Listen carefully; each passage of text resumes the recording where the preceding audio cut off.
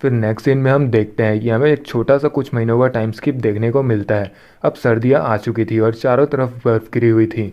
जिसके बाद हम देखते हैं कि विंसेंट शायद शहर गया हुआ था कुछ काम से अपने, और लौटने पर शिरोन को आवाज़ दे रहा होता है। फिर विंसेंट की वाइफ ओलिना, जो कि सर्दियों के लिए कपड़े बुन रही होती है, वो विंसेंट से कहती है कि शिरोन तो जंगल से लकड़ियां लेने जा रहा हूँ बोलकर घर से निकला है। विंसेंट कहता है, क्या अभी बर्फ गिरनी बंद भी नहीं हुई और लकड़ियां लेने चला गया? मैं जाकर उसे ढूंढता हूँ। और फिर विंसेंट घर से निकल जाता है और रास्ते में पिछली बार की बात को याद करते हुए यह सोच रहा होता है कि जब पिछली बार मैं शिरोन को शहर लेकर गया था तो मैंने उसे ऑलमोस्ट खो ही दिया था।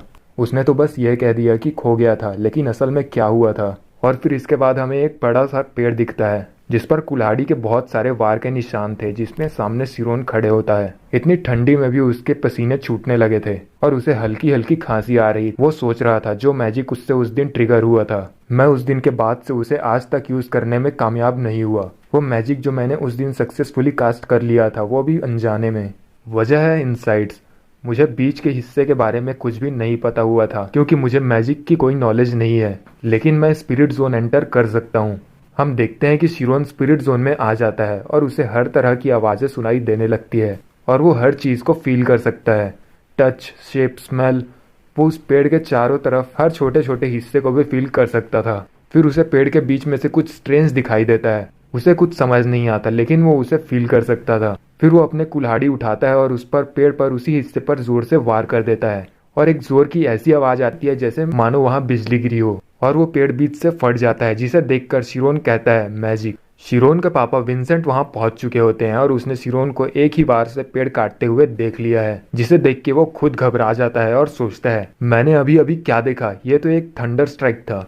फिर वो देखता है कि अब शिरोन उस पेड़ को आरी से काट कर उसके टुकड़े कर रहा था और शिरोन सोच रहा था कि मैंने पहले 100 पेड़ काटे होंगे, लेकिन अभी तक ये पहली बार था जब मैं ऐसा करने में कामयाब हुआ हूँ, बिल्कुल उस दिन के जादू की तरह। शिरोन के बदले हुए रूप को देखकर विंसेंट की आंखों में आंसू आने लगते हैं। शिरोन मन में ही बात कर रहा होता है कि मुझे अफवाहें नहीं चाहिए, मुझे सॉलिड नॉलेज चाहिए। कल, परसों भी और उसके पहले भी मैं ये रोज रिपीट करूंगा, कभी कोई मौका मिल जाए अगर तो इसलिए। फिर नेक्स्ट सीन में हमें फिर से एक 3 साल का टाइम स्किप देखने को मिलता है, जिसमें हम देखते हैं कि शिरोन अब और भी बड़ा हो चुका था और उसके बाल काफी लंबे हो गए थे। वो एक पेड़ के कटे हुए हिस्से में बैठा मेडिटेशन कर रहा होता है, जो कि अब उठता है और अपनी कुल्हाड़ी उठाता है और मन में ही कहता है, तुम इसे अपनी आंखों से नहीं देखते हो। फिर वो पूरी ताकत से पेड़ पर वार करते हुए कहता है, तुम इसे फील करते हो अपनी आंखों से। और वैसे ही एक तेज बिजली गिरने की आवाज आती है और हम देखते हैं कि पेड़ कटकर गिर चुका होता है। शिरोन कहता है, मैं सिर्फ मेडिटेशन करने के बाद घर ही निकलने वाला था और अभी ऑलरेडी 5 घंटे बीत चुके हैं। शिरोन फिर से स्पिरिट जोन में एंटर करता है और कहता है, ऐसा लगता है जैसे मैंने नेचर में ही मिल गया हूँ। झाड़ियों का लहराना, केचुओं का हिलना डुलना, पेड़ों का अपनी जड़ों से पानी सोखना, इस सब को हजम करने के लिए तो 5 घंटे भी कम है। वो लकड़ियों को बांधकर उसे अपने पीठ पर उठाते हुए हेडमास्टर की बातों को याद करता है, जब उन्होंने कहा था कि अगर तुम स्पिरिट जोन एंटर करने में कामयाब हो जाते हो तो तुम्हारे लिए एक नई दुनिया खुल जाएगी। शिरोन सोचता है, एक अलग दुनिया, यह तो एक स्ट्रेंज तरीका है इसे समझाने का। अब वो घर की ओर निकल जाता है। फिर जब वो घर तक पहुंचता है तो 2 सफेद घोड़ों को चढ़ते हुए देखता है। वो देखता है कि उसके घर के बाहर एक फैंसी कैरेज खड़ा होता है। वो सोचता है कि क्या हमारे घर में कोई मेहमान आए हैं। वो घर के अंदर आता है ये कहते हुए कि मैं वापस आ गया, लेकिन तभी वो हैरान हो जाता है जब देखता है कि उसके पापा विंसेंट भी लौट आए हैं। हम देखते हैं कि वहाँ एक टेबल पर विंसेंट, ओलिना और एक गेस्ट बैठा होता है। फिर विंसेंट कहता है, शिरोन यहाँ आओ, आओ और इनसे मिलो। ये ओजेंट के घराने से है, ये असिस्टेंट बटलर हैं।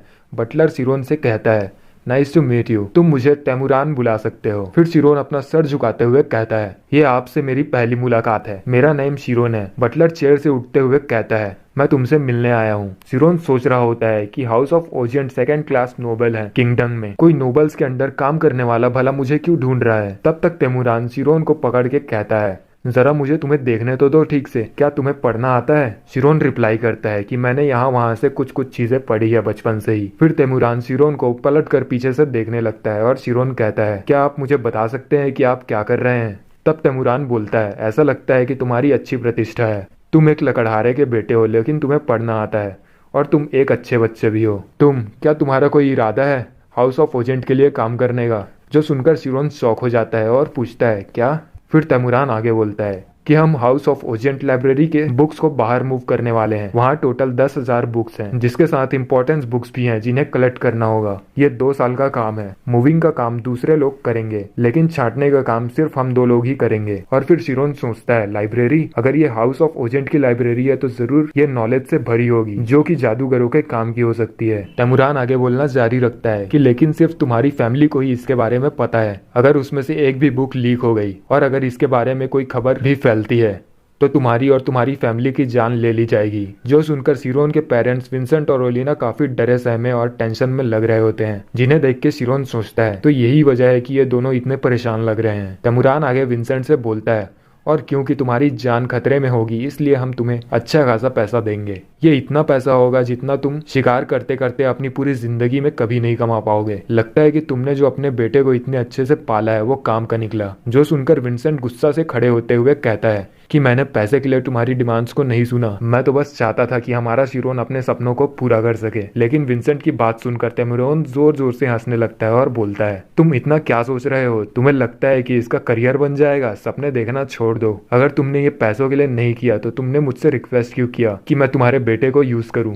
विंसेंट कहता है, क्योंकि तुमने कहा था कि वो बुक्स पढ़ सकता है। तैमूरान कहता है, हाँ ऑफ कोर्स मैंने ये कहा था, लेकिन अगर ये बुक्स पढ़ भी सकता है तब भी मेरे लिए इस पे पूरी तरीके से नजर रखना इम्पॉसिबल होगा। तुमने कहा तुम दुआ करते हो कि तुम्हारा बेटा अपने सपनों को पूरा कर पाए। क्या तुम आज तक अपने बेटे से भी ऐसे ही झूठ बोलते आए हो? ये सुनकर विंसेंट को झटका लगता है और वो उसे अपने पास्ट की कुछ चीजें याद आ जाती है और हमें वहां पर एक फ्लैशबैक दिखाया जाता है जिसमें विंसेंट जवान था और शिरोन एक छोटा सा बच्चा। वो पास्ट को याद करके सोच रहा होता है कि ओलिना ने शिरोन को सिर्फ फन के लिए 2-4 वर्ड सिखाए थे, लेकिन जब वो 6 साल का हुआ तो वो खुद ही बुक्स पढ़ने लग गया सीखने के लिए।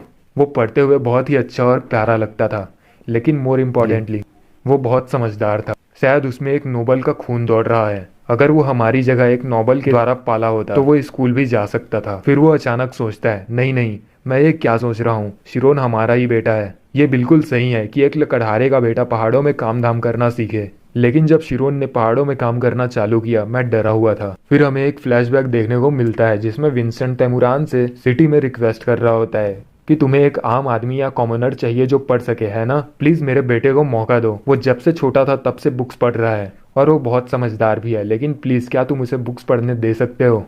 हम देखते हैं कि विंसेंट रोते हुए गिड़गिड़ा रहा था उसके सामने। अब बैक टू दी प्रेजेंट हम देखते हैं कि विंसेंट गुस्से से तैमूरान से कहता है कि मुझे कोई पैसे नहीं चाहिए। अगर मुझे पता होता कि ये होने वाला है तो मैं वैसे भीख नहीं मांगता जैसे मैंने मांगा था। विंसेंट रोते हुए चिल्ला कर कहता है, निकल जाओ मेरे घर से अभी के अभी। तुम्हारी हिम्मत कैसे हुई चंद पैसों के लिए मेरी फैमिली का मजाक बनाने की?